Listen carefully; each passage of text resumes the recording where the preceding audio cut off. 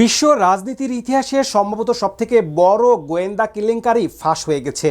মার্কিন president Donald Trump যখন দাবি করছেন যে তিনি ইরানকে এবার গুঁড়িয়ে দিবে এবং ইরানকে আত্মসমর্পণে বাধ্য করবে, ঠিক তখনই পশ্চিমা গোয়েন্দা সংস্থাগুলোর নথিতে উঠে এসেছে এক ভয়াবহ গোপন সত্য।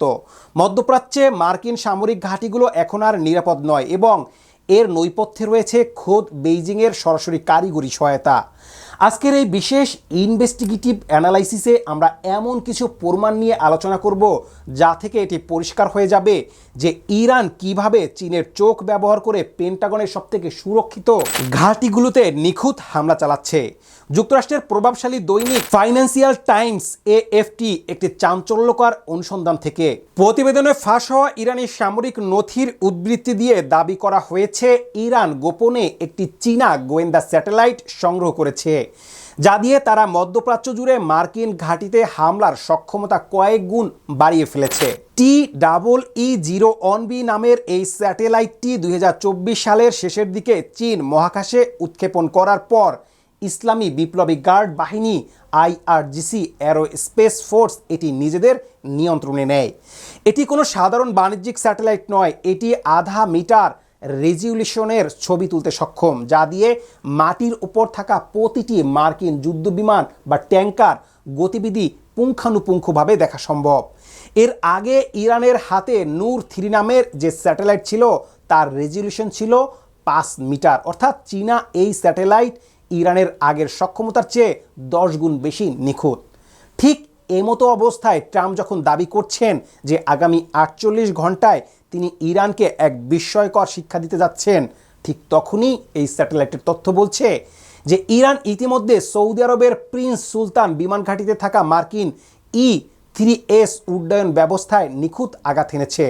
ট্রাম্প গত 14 মার্চ স্বীকার করেছেন যে ঘাঁটিতে থাকা মার্কিন রিফুয়েলিং বিমানগুলোকে ক্ষতিগ্রস্ত করা হয়েছে, কিন্তু মজার বিষয় হলো মার্কিন গোয়েন্দারা বুঝতে পারছিল না যে ইরান এত নিখুঁতভাবে মার্কিন বিমানের অবস্থান কিভাবে জানলো। দেখুন, AFPর অনুসন্ধান বলছে হামলার ঠিক একদিন আগে এই চীনা স্যাটেলাইটটি ওই ঘাঁটির নিখুঁত ছবি সংগ্রহ করেছিল।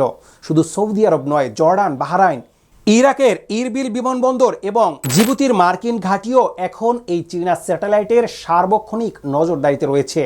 কিন্তু প্রশ্ন হলো চীন কিভাবে এই স্পর্শকাতর প্রযুক্তি ইরানের হাতে তুলে দিল।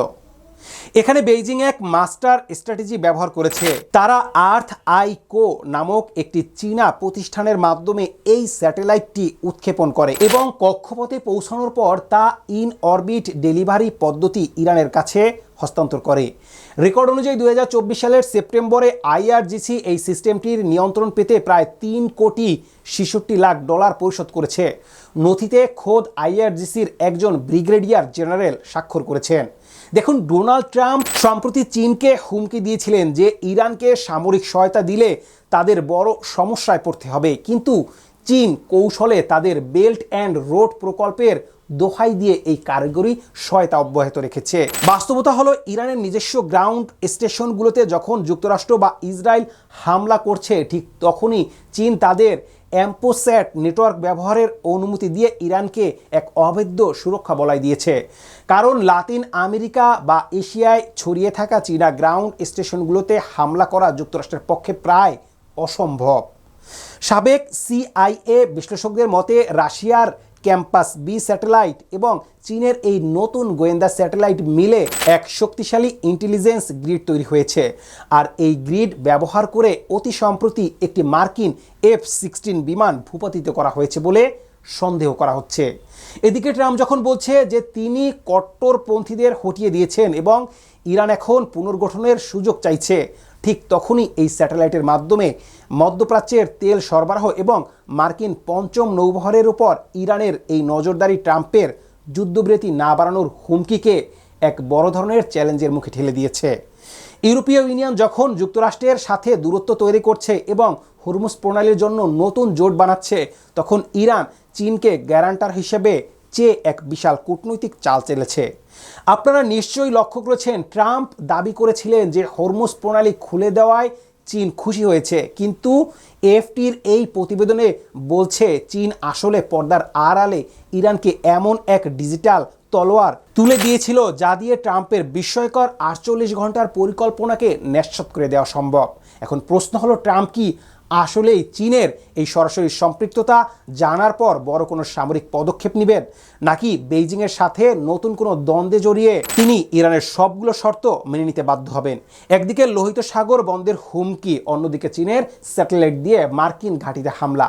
সব মিলিয়ে 13 এপ্রিল থেকে শুরু হওয়া এই সংকটের মোড় এখন ওয়াশিংটন থেকে বেইজিংয়ের দিকে ঘুরে গেছে। পরিস্থিতি এখন এমন যে ইরান একা লড়ছে না, বরং চীনের চোখ এবং রাশিয়ার তথ্য দিয়ে তারা আধুনিক সমরাস্ত্রের এক নতুন যুদ্ধক্ষেত্র তৈরি করছে। ট্রাম্পের এই আখেরি ডেডলাইন শেষ হতে আর মাত্র কয়েক ঘন্টা বাকি। চীন কি আসলেই ইরানকে এই যুদ্ধে সরাসরি জয়ী করতে চায়, নাকি এটি কেবলই মধ্যপ্রাচ্য থেকে যুক্তরাষ্ট্রকে বিতাড়িত করার এক দীর্ঘমেয়াদী পরিকল্পনা? ট্রাম্পের সেই বিস্ময়কর 2 দিন কি শেষ পর্যন্ত আমেরিকার পরাজয়ের বার্তা নিয়ে আসবে? এই চাঞ্চল্যকর গোয়েন্দা তথ্য এবং চীনের এই নতুন মেরুকরণ নিয়ে আপনার ব্যক্তিগত মতামত কি? চীন কি আসলেই ইরানকে দিয়ে যুক্তরাষ্ট্রের উপর প্রক্সি অ্যাটাক চালাচ্ছে বলে আপনি মনে করেন? আপনার মূল্যবান মন্তব্য অবশ্যই কমেন্ট বক্সে লিখবেন।